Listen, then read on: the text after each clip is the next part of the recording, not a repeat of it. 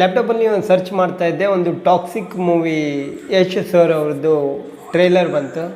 ಅದು ನೋಡುವ ಅಂತ ತೆಗೆದೆ. ಒಳ್ಳೆ ಅಂದರೆ ಬೇರೆ ಬೇರೆ ಕ್ಯೂರಿಯಾಸಿಟಿ ಹುಟ್ಕೊಳ್ಳುವಂಥ ಮೂವಿ ಅಂತ ಕಾಣುತ್ತೆ ಯಶ್ ಸರ್ ಅವ್ರದ್ದು. ಅದು ಶಾರ್ಟ್ಸಲ್ಲಿ ಬೇರೆ ಒಂದು 5 ಲ್ಯಾಂಗ್ವೇಜಲ್ಲಿ ಲೇಡೀಸ್ ಆ್ಯಂಡ್ ಲೇಡೀಸ್ ಆ ಡೈಲಾಗ್ ಇತ್ತಲ್ಲ, ಅದನ್ನ ಒಂದು 3-4 ಸರಿ ನೋಡಿದೆ ನಾನು. ಬೇರೆ ಬೇರೆ ಲ್ಯಾಂಗ್ವೇಜಲ್ಲಿ ತಮಿಳು, ತೆಲುಗು, ಕನ್ನಡ, ಇಂಗ್ಲೀಷು, ಹಿಂದಿ ಮತ್ತು ಬೇರೆ ಲ್ಯಾಂಗ್ವೇಜ್ ಇರ್ಬೋದು. ಯಶ್ ಸರ್ ಅವ್ರದ್ದು ಟಾಕ್ಸಿಕ್ ಮೂವಿ.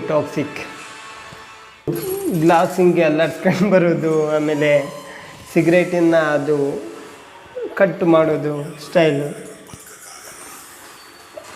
ಒಂದು 5 ಲ್ಯಾಂಗ್ವೇಜಲ್ಲಿ ಬರ್ತಾಯಿದೆ ಇದು. ಕನ್ನಡ, ಇಂಗ್ಲೀಷ್, ಹಿಂದಿ, ತಮಿಳು, ತೆಲುಗು. ಟ್ರೇಲರಿಂಗ್ ಇದೆ ಯಶ್ ಸರ್ ಅವ್ರದ್ದು. ಈ ಫಿಲ್ಮಲ್ಲೆಲ್ಲ ನೋಡಲಿಕ್ಕೆ ಭಯ, ಆದರೆ ರಿಯಲ್ಲಾಗಿ ಎಷ್ಟು ಸಾಫ್ಟ್ ಆಗಿದ್ದಾರೆ. ಇದು ಸರ್ ರಾಮಚರಣ್ ಅವರು ಫಿಲ್ಮು ಯಾವುದೇನೋ ಗೊತ್ತಿಲ್ಲ, ಸರ್ಚ್ ಮಾಡೋ ಹೊತ್ತಿಗೆ ಶಾರ್ಟ್ಸಲ್ಲಿ ಬಂತು. ಯಾವ ಮೂವಿ ಅಂತಲೇ ಗೊತ್ತಾಗ್ತಿಲ್ಲ, ಆದರೆ ಭಾಳಷ್ಟು ಸರ್ಚ್ ಮಾಡೋ ಹೊತ್ತಿಗೆ ಜಾಸ್ತಿ ಇದೇ ಬರ್ತಾಯಿತ್ತು. ಹಂಗಾಗಿ ನೋಡ್ತಾ ಇದ್ದೆ.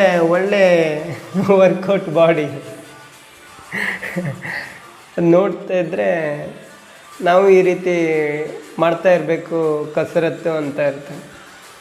ಕೆಲಸ ಇದ್ದಾಗ ಕೆಲಸ ಮುಗಿಸ್ಕೊಂಡು ಬಂದು ನಿದ್ದೆ ಮಾಡಿದ್ರೆ ಸಾಕಪ್ಪ ಅಂತ ಅಂದ್ಕೊಳ್ತಾ ಇರ್ತೀವಿ. ಅಂಥದ್ರಲ್ಲಿ ಈ ಥರ ಇದ್ದಾಗ ವರ್ಕೌಟ್ ಮಾಡಿದ್ರೆ ಇನ್ನೂ ಚೆನ್ನಾಗಿ ಬಾಡಿ ಬಿಲ್ಡ್ ಮಾಡ್ಬೋದು ಅಂತ ಅನಿಸುತ್ತೆ ಇದನ್ನು ನೋಡಿ.